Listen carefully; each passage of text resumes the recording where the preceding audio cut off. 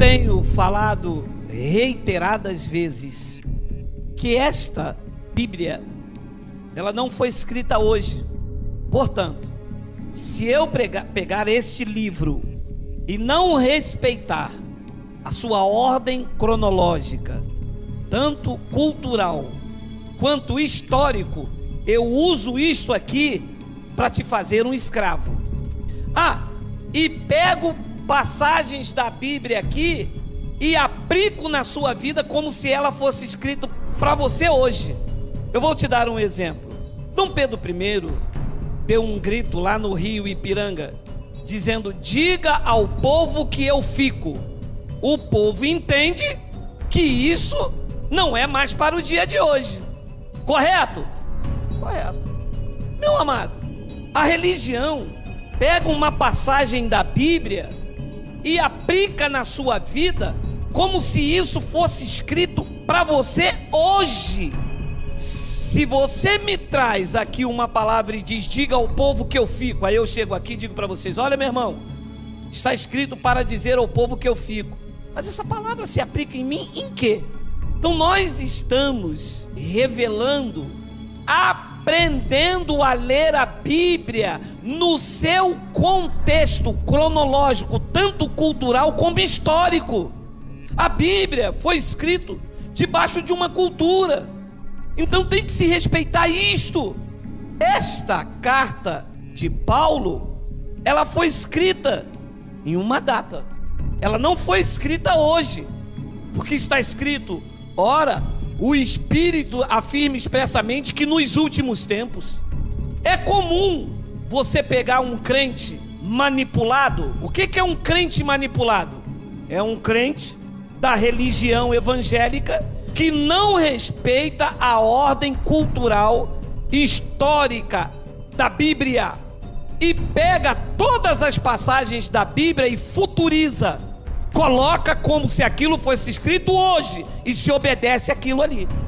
Ora, meu amado, como é que eu vou pegar um jornal de semana passada e mandar você ler hoje como se isso fosse uma notícia para você?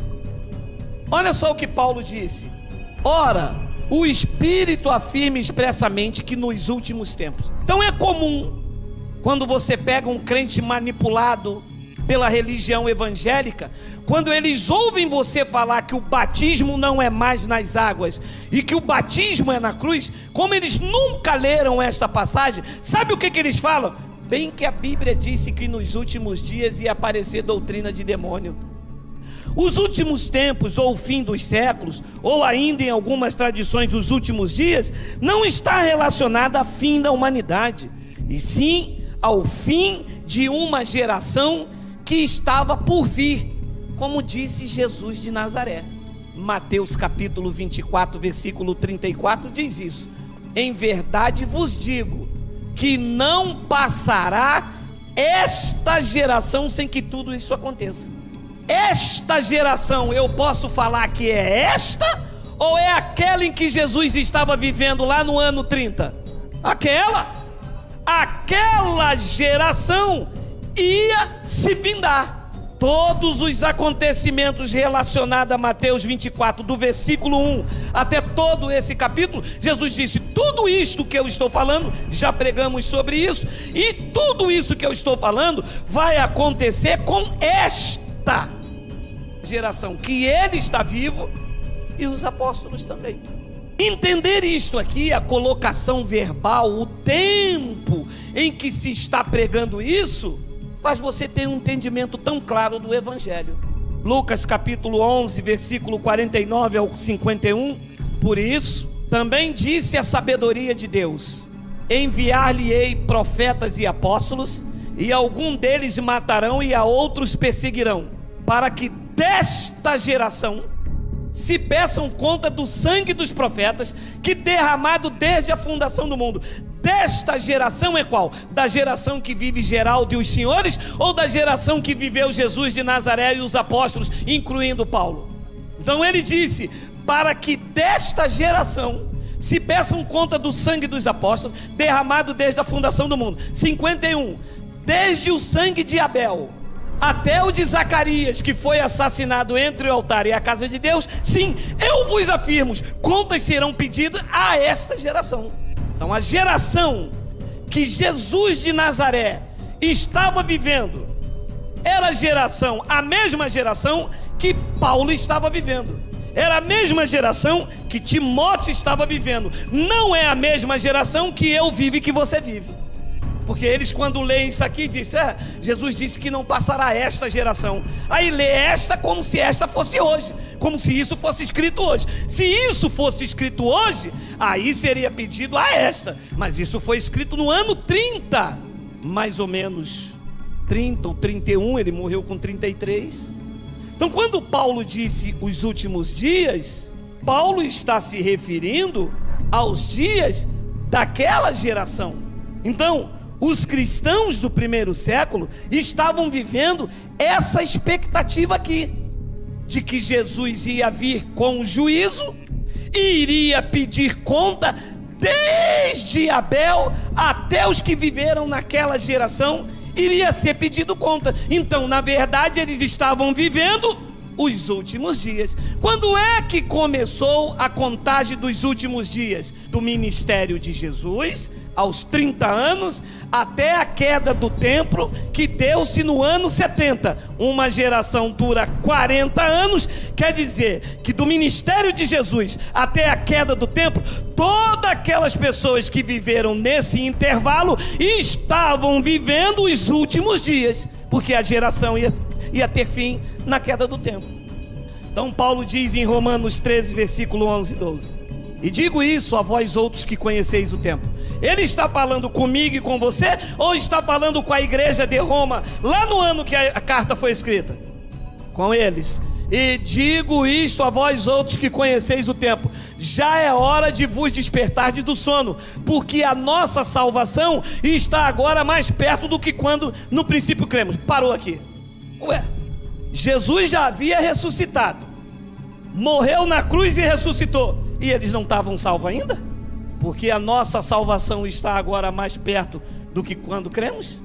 Então os discípulos não estavam salvos? Paulo também não estava salvo? E aí? Como que se diz isso?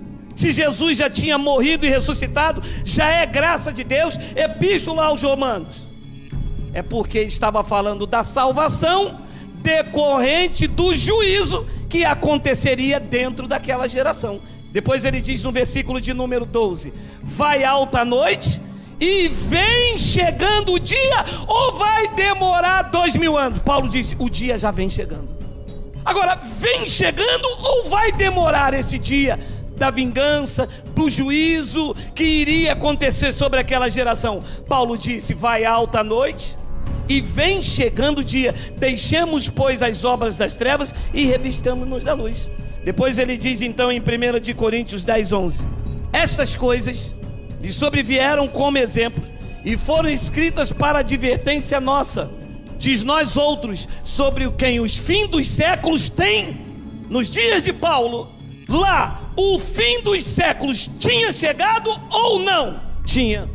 Então eles estavam vivendo os últimos dias. Hebreus capítulo 9, versículo de número 26. Ora, neste caso seria necessário que ele tivesse sofrido muitas vezes desde a fundação do mundo.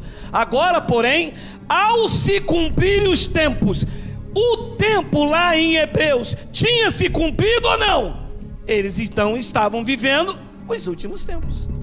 Como que eu posso pegar essa passagem aqui e ler como se ela fosse escrita hoje?